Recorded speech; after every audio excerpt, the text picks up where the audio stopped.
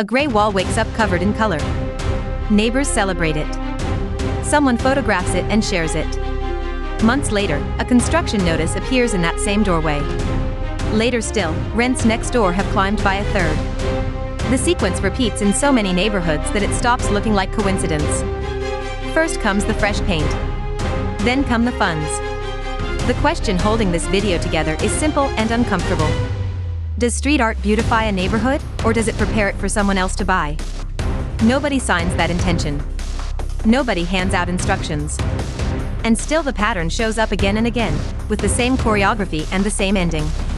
To understand it, look at the mechanism before the effects. The geographer Neil Smith explained it with one plain idea: the rent gap. In a run-down working-class neighborhood, land yields little compared with what it would yield under new ownership and new uses. That distance between today's return and tomorrow's is the engine of the business. But the gap alone is not enough.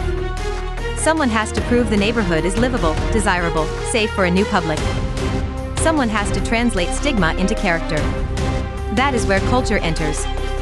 The mural, the gallery, the festival, the studio and the abandoned warehouse. All of them do the same invisible job: they lower the perceived risk of investing.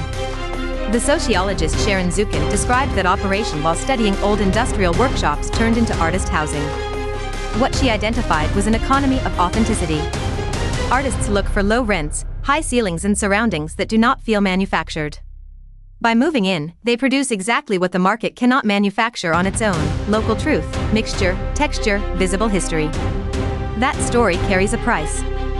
The data show that once studios and cultural venues arrive, property turnover accelerates and the first buyers appear who come not to live, but to wait. The artist is not the villain. He is the first to pay the highest rent of his life, and then the first to leave. It helps to separate two layers of the phenomenon. The first is spontaneous, creative people looking for cheap space who raise its value without meaning to. The second is deliberate, and that is what the term art washing names precisely. Here there is no innocence. A developer sponsors a mural festival on the facades of plots he already owns.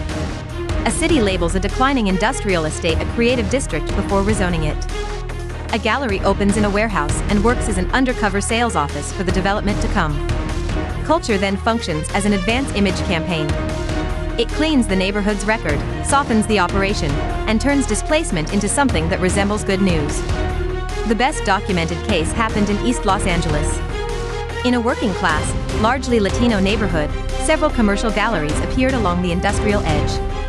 Residents did not react against art, because that neighborhood had been producing its own mural tradition for decades. They reacted against an art that did not speak about them and that arrived alongside real estate agents. They organized, applied pressure, and forced several spaces to close. Their argument was blunt: art washing makes violence look pretty. This can be read as a fight about taste, but it is not. It is a fight over land, waged on the terrain of symbols, where price is settled before the market settles it. In Spain the script is recognizable. An old industrial fabric in Barcelona is rebranded as a district of innovation and creativity, and the sheds that held workshops and homes become tech offices and short-term rental flats. In Madrid, central neighborhoods with migrant residents and local commerce fill up with small galleries, street art routes and design shops.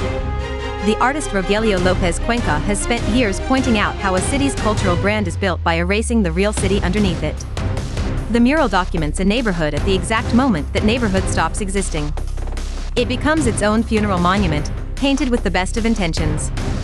Now the counterargument, and it is a serious one. Several studies hold that galleries alone do not push out low-income residents. Mapping the distribution of arts institutions shows they cluster mainly in already affluent or already transformed areas, not in the neighborhoods just beginning to change.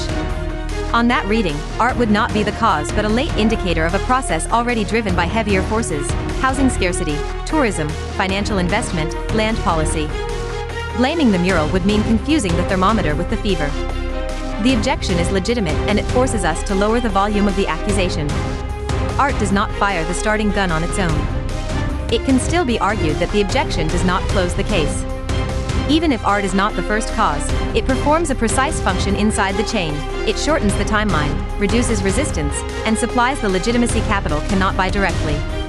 An eviction gets fought. A mural festival does not.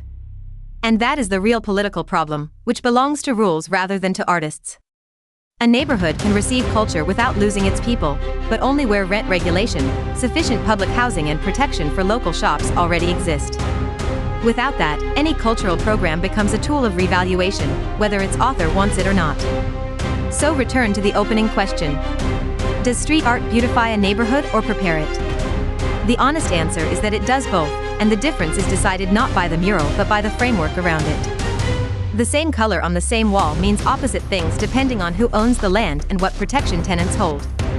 That is why, the next time fresh paint appears on a local facade, the useful question is not whether the mural looks good.